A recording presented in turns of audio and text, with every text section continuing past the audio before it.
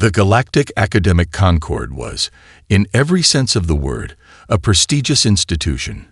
It had seen the brightest minds of countless species, graceful, logical, and disciplined students from planets across the galaxy. They came from cultures of precision, refinement, and the careful art of diplomacy. But when Cass Reed stepped onto its grounds, she immediately shattered any notion of what a normal student looked like. Her shuttle had not just malfunctioned, it had crashed into the registration hall. A mistake, no doubt, but in Cass's world, things like accidents rarely stopped a person. The small craft skidded across the metallic floor with a screeching whine, scraping against the walls as sparks flew from broken circuitry. The hull crumpled, smoke billowed, and the high-tech doors to the building exploded open. Students from a dozen species, Zelvians, Therthans, Centauri, and more, stared in a mix of confusion and horror as the wreckage settled. For a moment, everything went silent. No one moved. The wrecked shuttle sat there, as though the universe itself was taking a deep breath before the inevitable chaos Cass Reed was about to unleash. Then, from the pile of twisted metal, Cass's head popped up, followed by her body. She wasn't hurt, not even scratched. Her uniform, a pristine Earth military jumpsuit, was still somehow perfectly in place, albeit with a few scorch marks. She pushed herself upright, smirking like she'd just completed some new kind of daredevil stunt. "Well, that was a bit rough," she said, brushing off her pants and glancing around at the silent crowd. She took a step toward the main entrance, where the stunned staff and students were still processing the crash. Is this where we sign up for classes?" she asked, her voice dripping with nonchalance. A Zelvian student, taller than Cass by a good 3 feet, blinked several times, his glowing green eyes wide with disbelief. You crashed your shuttle into the registration hall," he stammered. Cass gave him a friendly wave, as if she'd just taken a casual detour instead of plowing through an entire building. "Yeah, it happens. Earth engineering, you know. Bit of a mess, but hey, I'm here now, and ready to learn. So, where's the cafeteria?" More students shuffled out of the way, forming a semicircle, each of them looking a little more worried than the last. A Therthan girl, a being whose 4 arms were now wrapped protectively around a datapad, muttered under her breath, "Are they all like this?" There was no time to answer before the Concord's head administrator, Professor Vorskell, stepped forward, his multiple antennae twitching in confusion. His mandibles clicked as he tried to process the situation. "You are human?" he asked, his voice calm but edged with disbelief. Cass gave him a wide grin, flashing a thumbs up. "Yep. Born and raised on Earth.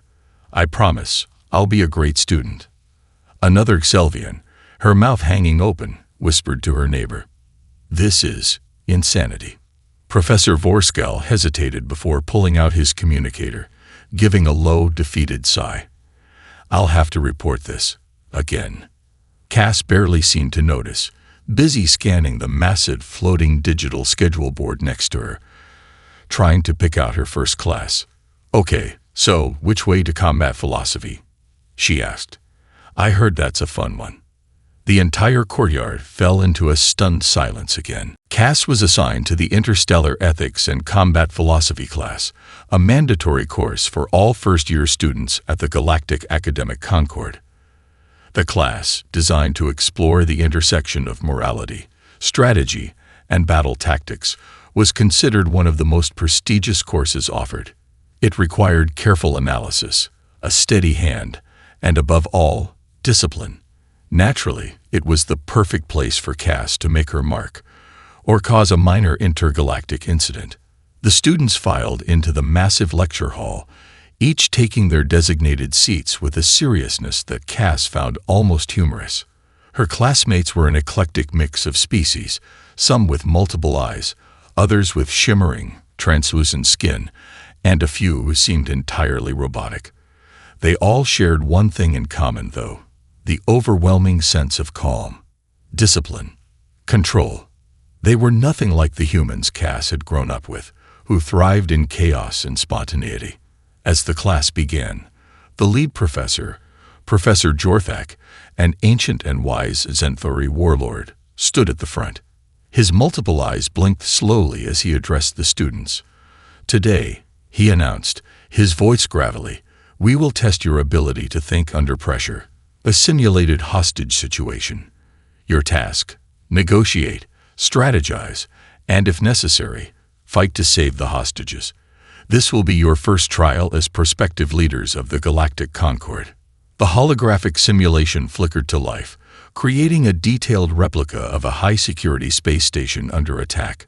Hostages, a mix of various alien species, were trapped in a control room, their lives hanging in the balance as hostile invaders surrounded them. Each student was assigned a role. Some would act as negotiators, others as security officers, while a few would play the role of the invaders. Cass, of course, was assigned to the role of a negotiator. She was supposed to sit behind a table, carefully evaluating the enemy's demands, using logic to work her way toward a peaceful resolution. But Cass had other ideas. The simulation began, and the alien invaders, acting as a ruthless, militant faction of space pirates, barked their demands. The Zenthari students playing the role of hostages cowered in fear, trying to remain calm. But Cass, she wasn't listening to the pirates' threats or the hostages' pleas for help. Instead, she was watching the nearest fire extinguisher, carefully eyeing the door. "But Cass," one of her fellow negotiators, a tall, silver-skinned Anorth, said, confused, "we need to talk this through. Strategy, protocol." Cass didn't even look at him. "Hold my drink," she said, shoving a half-empty bottle of what looked like neon green juice into his hands. Without waiting for a response, she grabbed the fire extinguisher, tossed it into the air, and shot a burst of foam directly at the invaders. The pirates' sensors malfunctioned in the cloud of freezing chemicals, and their weapons went haywire. Meanwhile, Cass darted behind a console, pulling out an emergency evac device she'd swiped earlier and pressing it against the wall.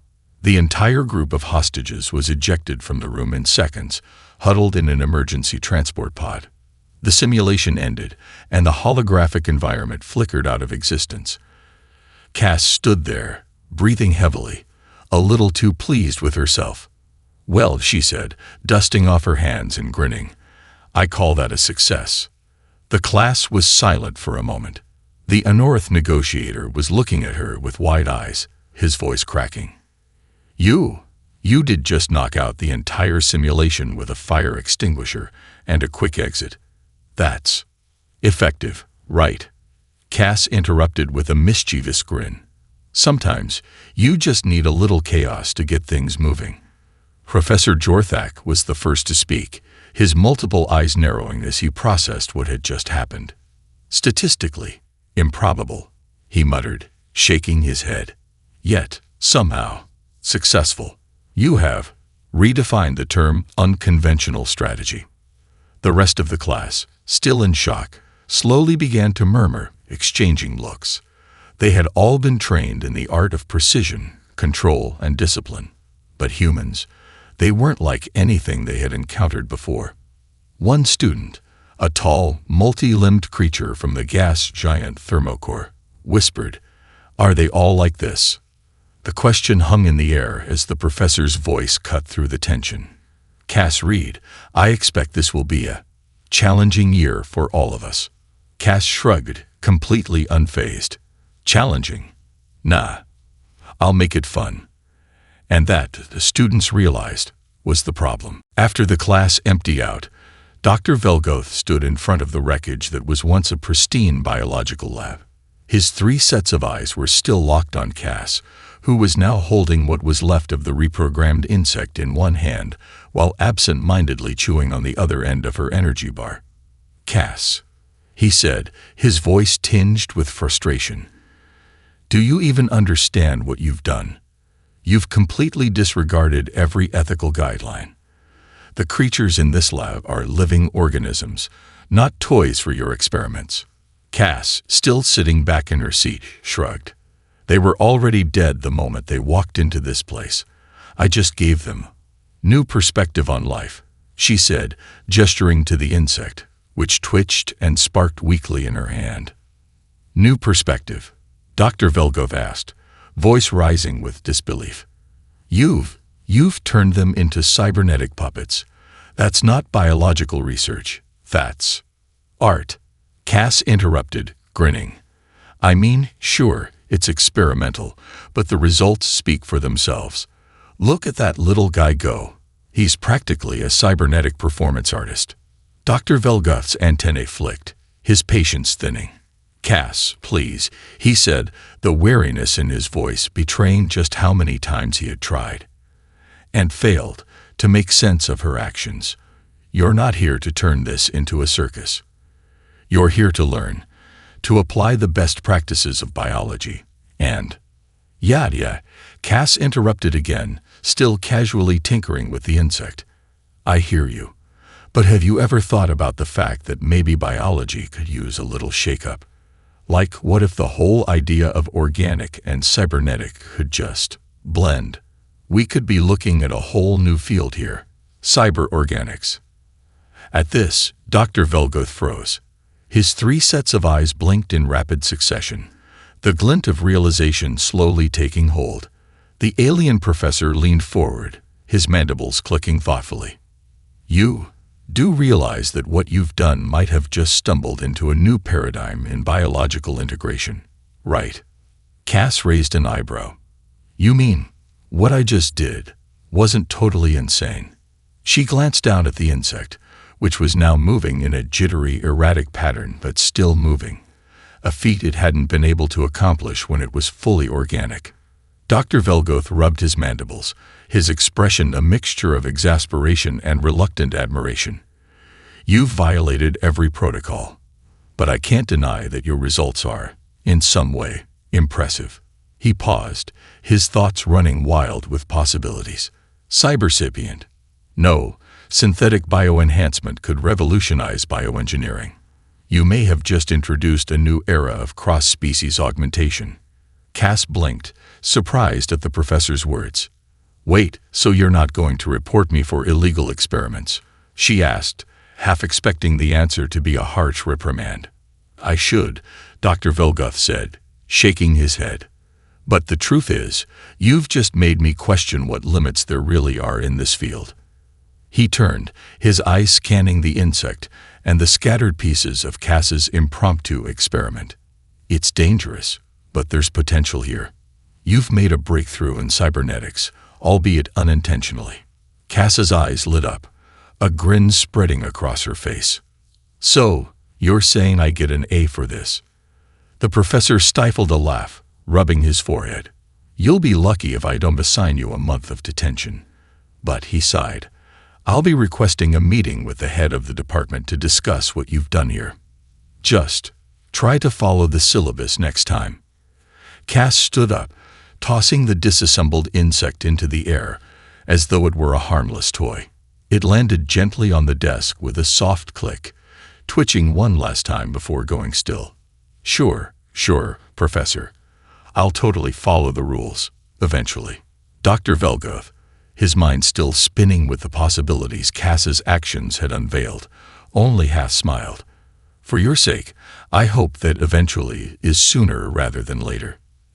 As Cass gathered her things, she flashed a winning smile. Hey, at least I got your attention now, right? The professor just shook his head in disbelief as Cass cheerfully skipped out of the lab, leaving behind a trail of half-dismantled insects and an uncertain future for the Concord's bioengineering program. Cass had heard whispers about the combat training simulation since her first day at the Galactic Academy. It was a cornerstone of the Concord's curriculum, an exercise designed to push students to their limits, testing their strategic thinking, reflexes, and ability to function in high-stress combat situations. Students from all over the galaxy came to hone their skills here, perfecting their battle tactics in a hyper-realistic environment filled with adversaries, hazardous terrain, and simulated weapons. The briefings had been clear. Failing to complete the simulation meant failure in the class. But that didn't seem to faze Cass. As she stepped into the arena, The steel doors slammed shut behind her with an ominous hiss. Her teammates, a mix of Selvian, Therthan, and a few other species she didn't recognize, were already in position, fully armored and clutching their weapons. They stood tall, faces set with grim determination, ready for the mission ahead. Cass, however, was just staring at the holoscreen in front of her. "Oh wow. Look at all the shiny buttons," she muttered, more interested in the interface than her teammates' grim expressions. The squad leader, a towering Zenthuri with 2 sets of muscular arms, shot her an annoyed glance. "Reed, are you paying attention? This is a combat simulation, not a sightseeing tour." Cass smirked. "Relax, big guy. I'm always paying attention." She shrugged and cracked her knuckles, then swiped a nearby energy rifle off the rack. It hummed to life in her hands, and she gave it a casual wave, just making sure the toys work. The simulation began with a loud alarm, and the holographic world shifted into place. They were suddenly standing on a war-torn alien planet, with scorched earth, jagged cliffs, and burning wreckage scattered around them. A steady wind howled through the broken landscape as distant gunfire echoed in the background. "All right, team," the Zenthuri said, adjusting his helmet. "We have to secure the enemy's base and retrieve the intel. Stay close, follow my lead, and keep your weapons ready." Cass, already 2 steps ahead, was crouched next to a pile of rubble, idly tapping on her rifle's trigger. The holographic interface flashed with a warning. "Enemy approaching." The squad leader motioned for everyone to move out, but before anyone could react, Cass sprinted off, barreling toward a group of simulated soldiers with a war cry that would have startled a Terran drill sergeant. Her teammates exchanged uneasy glances. "What's she doing?" a Therthan whispered, voice full of concern. "She's going to get us all killed," muttered the Zenthuri, but he followed her anyway, unwilling to leave her alone. Cass dove behind an overturned tank, taking out 2 of the enemy soldiers with quick, precise shots. She grinned as they evaporated into data streams. "See, piece of cake," she called back to her team, clearly enjoying the chaos. Her squad, now reluctantly drawn into the fray, began to follow her lead, engaging with the enemy in a series of explosions and gunfire. Cass darted across the field, weaving between cover, tossing grenades with reckless abandon, and taking out targets with ease. One of her teammates, a Selvian named Thyra, who was a master of stealth, grumbled under her breath. "I don't know how she does it, but she's making it work." "Just keep up," Cass shouted, ducking behind a rock. She peeked around the edge, eyes scanning for her next target. This is where the fun begins. The simulation grew more intense. Holographic enemies emerged from every direction, overwhelming the team with sheer numbers. The Selvian squad members used their agility to dance around their attackers, the Therthan with his multiple arms deftly slicing through the opposition with his energy blades. But all the while, Cass was everywhere at once, her movement fast, unpredictable, and completely unorthodox. She didn't follow the textbook rules for combat. She just went for it, trusting her instincts, trusting that she could outrun any potential consequence. Thyra, moving quickly beside her, hissed in irritation. "Cass, you're not supposed to." But before she could finish her sentence, Cass leaped over a ravine and tackled an enemy soldier midair, sending them both crashing into the ground.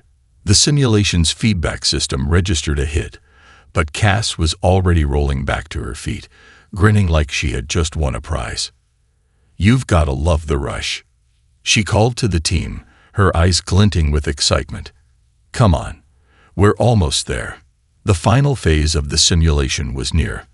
The squad pushed forward, storming the enemy's command base, where they were faced with a massive holographic mech, a towering, heavily armored adversary. Its weapons glowed, and it powered up, preparing to obliterate everything in its path. "Cass, this is it. We need to use the EMP charges. Follow the plan," the Zenthuri shouted, his voice filled with authority. But Cass wasn't listening. She was already running toward the mech with a manic grin, tossing a grenade over her shoulder. Plans are boring. I've got a better idea. The others could only watch as Cass dashed headlong into the mech's line of fire, dodging its blasts with absurdly precise timing. She reached the mech's leg, planted a small device there, and then leaped back just as the whole thing exploded in a brilliant flash of light. When the dust cleared, the mech's towering form had collapsed, and Cass was standing triumphantly on top of the wreckage. "Told you the fun part was coming," she said, beaming at her squad, who were too stunned to respond. The simulation ended abruptly, and the team was brought back to the briefing room. The Xanthari squad leader stood in silence for a long moment before shaking his head. "I don't even know what to say. You broke every tactical protocol, and you still won." Cass shrugged casually. "Hey, I told you, I'm just here to shake things up." Cass wasn't one to shy away from a challenge. It was in her blood, her very DNA, to break barriers, push limits, and most importantly, have fun while doing it. So when the announcement came over the intercom that the late-night Codebreaker Challenge was taking place in the Academy's Advanced Computer Lab, she couldn't resist.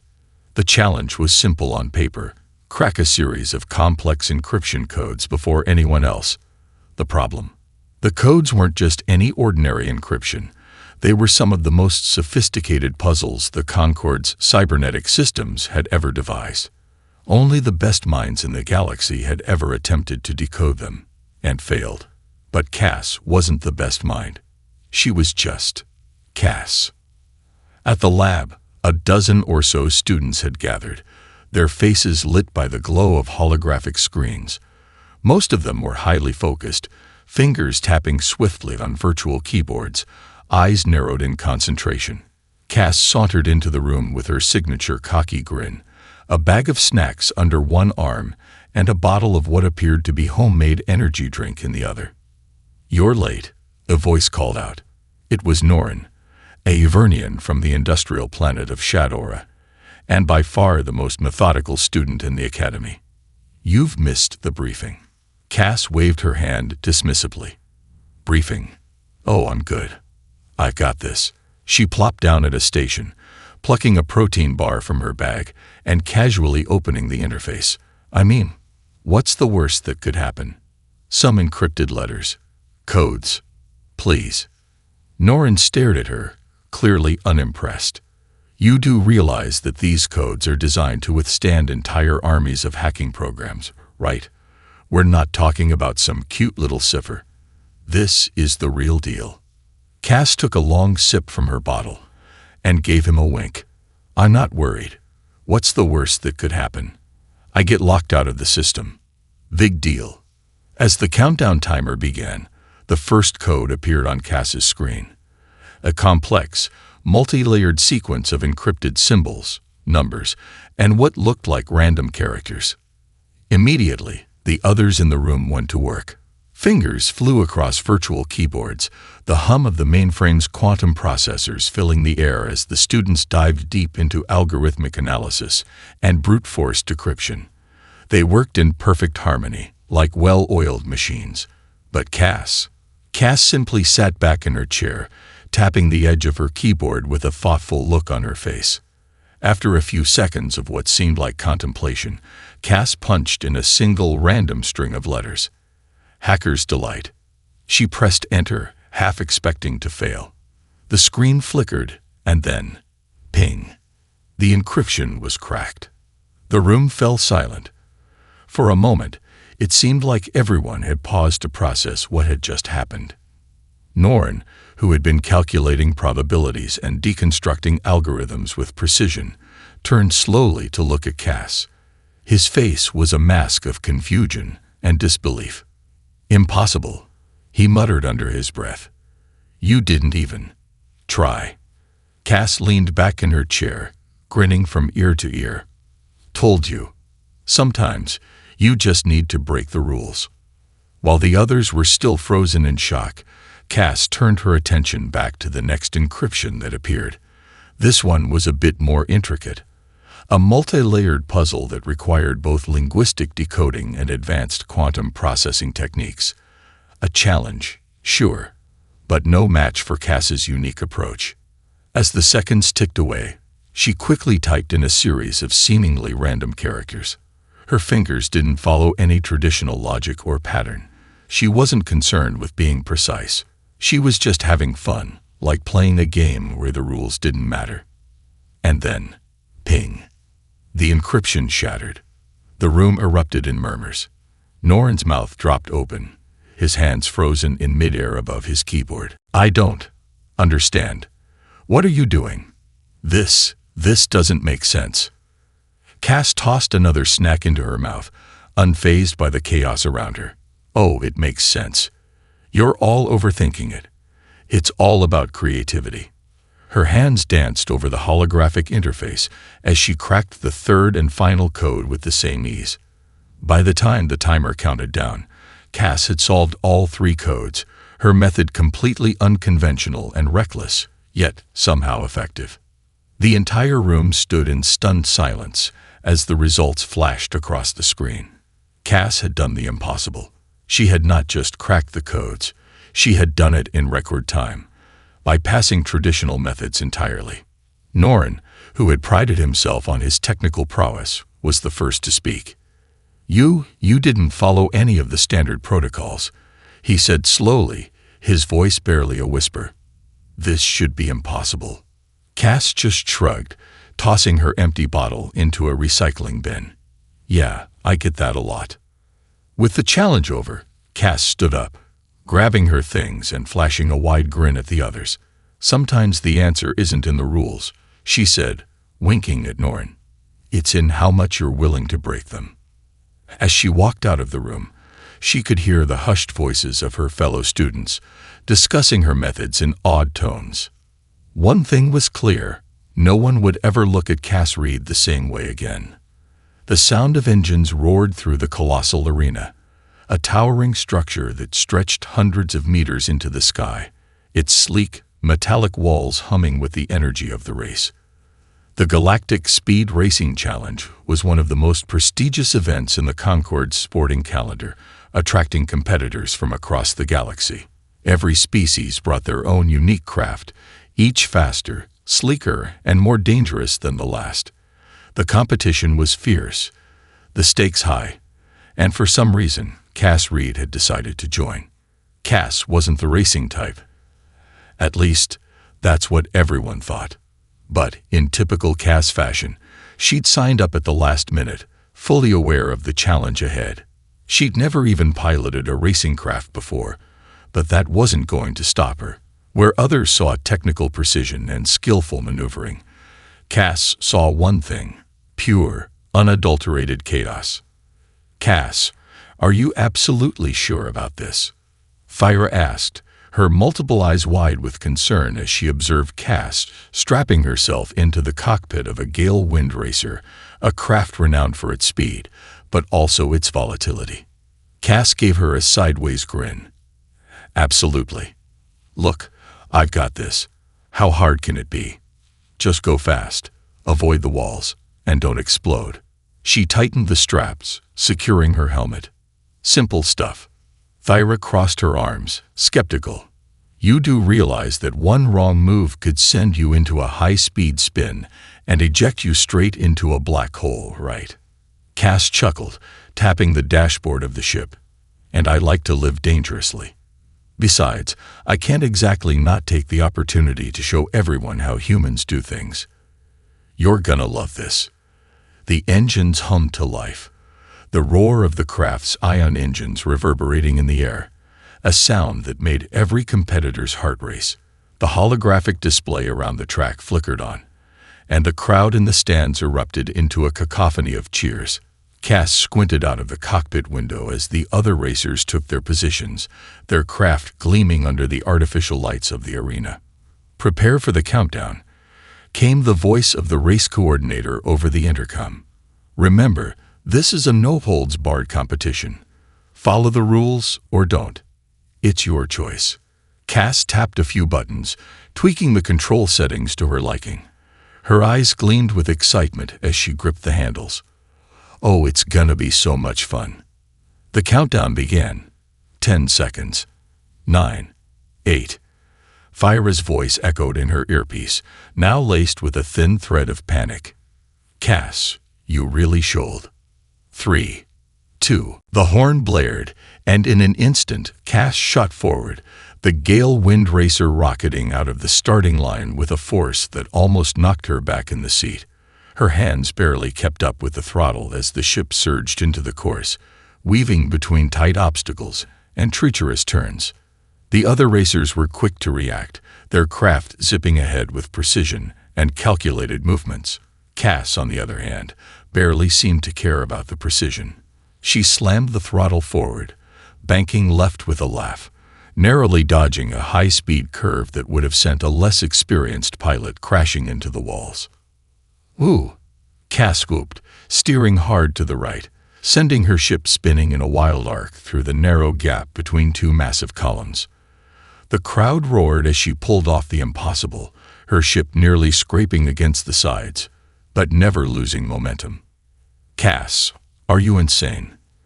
Fyra's voice crackled over the comms, clearly panicked. "I thought that was the point of racing." Cass shot back, her grin never fading. She leaned forward in her seat, hands steady on the controls as the race got more intense. The course looped around a series of tight, spinning energy tunnels that forced every pilot to focus completely on the craft's momentum. But Cass wasn't focusing on anything but the thrill of it. Up ahead, the lead racer, a sleek Xanthari in a top-of-the-line Vortex hypercraft, was nearing the final stretch of the race, his ship's engines leaving a trail of blue ionized light. Cass's eyes narrowed. She could feel the competitive energy in her bones. She pushed the throttle even harder, the craft responding with an ear-splitting whine as it surged forward, closing the distance between her and the lead. "You're not going to pass me, human," the Xanthari shouted through the comm, his voice tinged with mockery. Cass's lips curved into a devilish grin. "Watch me." With a maneuver so reckless it would have sent most other pilots into an uncontrollable spin, Cass threw the gale wind racer into a steep dive, narrowly dodging an obstacle and shooting directly beneath the Xanthari's ship. For a brief moment, she felt the rush of the wind, the pulse of the ship beneath her, and the exhilarating knowledge that she had just pulled off the impossible. In a matter of seconds, she shot out from under him, accelerating past the Xanthari at breakneck speed, crossing the final finish line with the crowd screaming in disbelief. Cass didn't even slow down. She simply let out a wild cheer and hit the eject button. Her seat rocketed out of the cockpit, and she landed softly in a safety net in the center of the track, grinning like a madwoman as the Xanthari crossed the line. "Second place." "You gotta be kidding me," he yelled as he slammed his fist against the control panel in frustration. Cass was already jumping to her feet, raising her arms in a victory salute. Human driving style. 1. Overly cautious aliens. 0. Fyra's voice came through the comms, this time filled with a mix of exasperation and awe. "I don't know whether to praise your skill or revoke your pilot's license, but you're insane." Cass laughed, shaking her head. "I like to think of it as art." Cass wasn't sure how she had gotten into this situation. One moment, she had been relaxing in the Academy's lounge, enjoying a well-earned break after winning the Galactic Speed Racing Challenge. The next, she found herself seated in a massive chamber, the centerpiece of the Galactic Council's headquarters. A long, oval table surrounded by holographic displays of representatives from dozens of different star systems. The atmosphere was charged with tension as the council members directed their gaze toward her. At the head of the table sat Supreme Chancellor Valcor, a towering, dignified figure from the high-gravity planet of Atherin. He was the only one in the room who wasn't staring at her with a mixture of confusion, disbelief, and barely concealed frustration. His piercing blue eyes were calm, unwavering, but there was a faint edge of concern in his voice when he spoke. "Cassandra Reed," he said, his voice resonating with authority. You have made quite an impression across the Concord.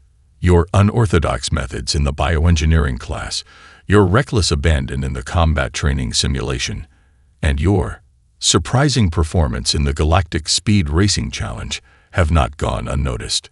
Cass leaned back in her seat, arms crossed, unfazed. She had gotten used to people being baffled by her approach. "I'm flattered," she said with a grin. "But I didn't exactly sign up for a meeting with the Galactic Council. What's this all about?" The atmosphere grew even more tense. An elderly Terran diplomat, one of the few humans present, cleared his throat. "The issue, Miss Reed, is that your actions, while, admittedly, impressive in some cases, have raised concerns. You're undermining decades of carefully established protocols and guidelines, not just in the fields of education, but in the very fabric of how the Concord functions. You're disrupting things." Cass raised an eyebrow. "Undermining? I thought I was innovating." "You're reckless," another voice snapped. It came from Senator Rylrax, a sharp-faced member of the Wyvern species. "You've put entire systems in danger with your disregard for procedure.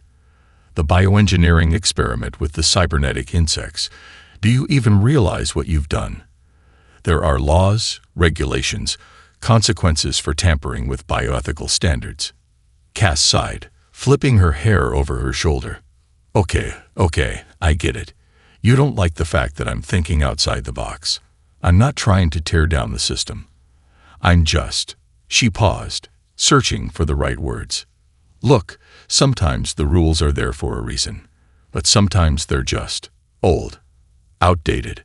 I'm not trying to break the galaxy, just push it forward." There was a long silence, broken only by the soft hum of the overhead lights. The council members exchanged wary glances. The Supreme Chancellor leaned forward, his fingers steepled together. "You do realize that your improvisations have consequences," Velcor said, his voice steady. "The recent racing event. You bypassed dozens of safety protocols. The Galactic Concord could have faced significant legal ramifications if anything had gone wrong." Cass raised her hands, unconcerned. "Oh, please. Everything went perfectly. It's called living on the edge. You should try it sometime." The Wyvern senator's lip curled in disgust. "This is not a game, Reed. It's not about living on the edge. It's about order, about control. There's a reason we have systems in place. And those systems are so rigid." Cass shot back, her voice now edged with annoyance. "You're not seeing the bigger picture. The systems are in place because they're safe, not because they're the best way to do things. I'm telling you, sometimes you need to break the rules to get to the real solutions." Another voice cut through the rising tension. It was Delegate Phelan, a quiet but respected representative from the Hython system, who had been sitting back, listening intently. His tone was calm, almost meditative. "Cassandra is right in one regard," he said slowly, his fingers tapping the table thoughtfully. "The Concord was built on principles of cooperation and adaptation. If we never challenge the status quo, we risk stagnation." The room fell quiet as the delegates considered his words. For a moment, it seemed like Cass might have a chance to sway their opinion. Velcor, however, didn't look convinced. He straightened his posture, his voice firm. "But the Concord was also built on principles of stability. You've shown us your abilities, Miss Reed, but you've also shown us that your methods lack the discipline required to ensure that these powers don't spiral out of control. And that is a risk we cannot afford." Cass's smirk faltered slightly, but she wasn't backing down. "So, what? You're telling me to stop pushing boundaries and just play it safe? That's not how humans work. We innovate by taking risks." The Supreme Chancellor's eyes narrowed. "We're giving you a warning. Cassandra Reed, you're talented, yes, but if you continue down this reckless path, you may find the consequences will be far beyond the Academy." Cass's gaze remained unwavering. "I'll take my chances." The council members exchanged one final glance, and then, one by one, they began to dissipate, the hum of their holographic displays flickering off. Velcor was the last to stand. "Consider this your only warning, Miss Reed," he said with finality. "Push too far, and you'll regret it." As the chamber doors slid shut behind her, Cass stood alone in the empty space, her heart racing, the weight of the council's words settling over her. She wasn't going to play by their rules. Not now, not ever. The days following her meeting with the Galactic Council were tense. Cass couldn't shake the weight of their warning, though she refused to let it control her. The Council's concerns about her methods had been clear, but the challenge of doing things her way had never been more enticing. And yet, a part of her couldn't help but feel the pressure building, the realization that she was teetering on the edge of something much larger than herself. It wasn't until the next morning that things took a turn. She'd barely had time to grab her usual breakfast of nutrient bars and coffee before she received a message from Admiral Rake, the head of the Galactic Defense Forces. The message was brief, direct, and left Cass with a sinking feeling in her stomach. "We need to talk. Urgent. Now." Cass didn't waste time. She made her way to the Admiral's office, her heart pounding in her chest.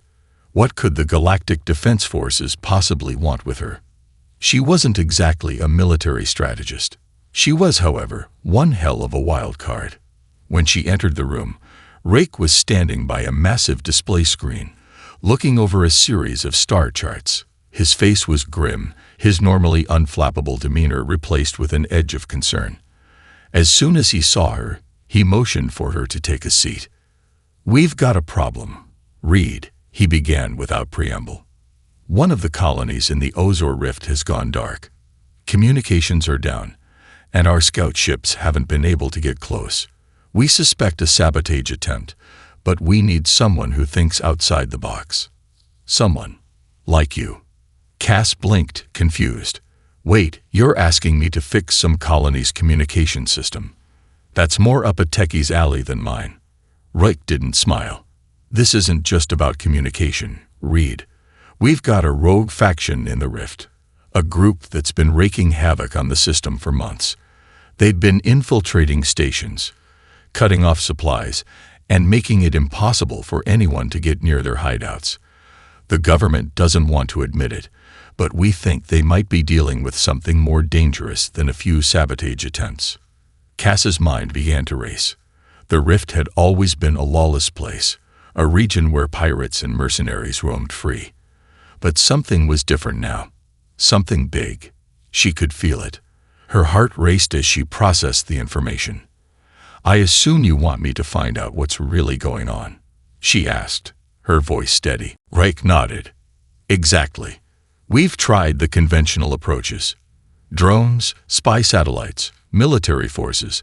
Nothing's worked. But we've been watching you, Reed. We've seen how you think, how you approach problems in ways no one else would even consider. We need that kind of unconventional thinking to solve this. You're the best shot we've got." Cass's eyes narrowed. She wasn't exactly one for military missions, but if there was a chance to crack open this mystery, she'd take it. It was just the kind of challenge she thrived on. And she had a feeling the Rift wasn't just home to rogue factions. Something bigger, more dangerous, was lurking in the shadows, and she couldn't resist the pull to uncover it. "All right, I'm in," she said, her voice sharp and filled with purpose. "But I'm going to need more than a few standard tools if I'm going into the Rift. You're going to have to trust me on this." Rake nodded slowly, clearly relieved. "We'll provide everything you need. But I need you to understand the stakes, Reed. The Rift's become unstable. If what we suspect is true, this could have implications across the galaxy. There's no going back after this." Cass stood, a feeling of excitement coursing through her veins. She had no idea what she was walking into, but that was part of the thrill. Whatever dangers lay ahead, she was ready for them. She cracked impossible codes, outpaced galaxy-class racers, and dodged the scrutiny of the most powerful entities in the universe. She wasn't about to stop now. "Then let's make sure the galaxy doesn't fall apart," Cass said, her grin returning. "I'll get it done." With a nod, Admiral Rake activated the holo panel on the desk, bringing up a map of the rift. There was a cluster of blinking red dots. Dangerous territory, no doubt. But Cass felt a rush of determination flood through her. This mission wasn't just about saving one colony. It was about proving that her way could work. It was about showing the galaxy that, sometimes, breaking the rules wasn't a choice. It was a necessity. As she walked out of the office, she couldn't help but think of the warning from the Galactic Council. But instead of feeling weighed down by it, she felt more invigorated. The rules they'd tried to box her in with, they were nothing more than chains. And she was ready to break them. The galaxy was waiting, and she was going to show it exactly what a human could do.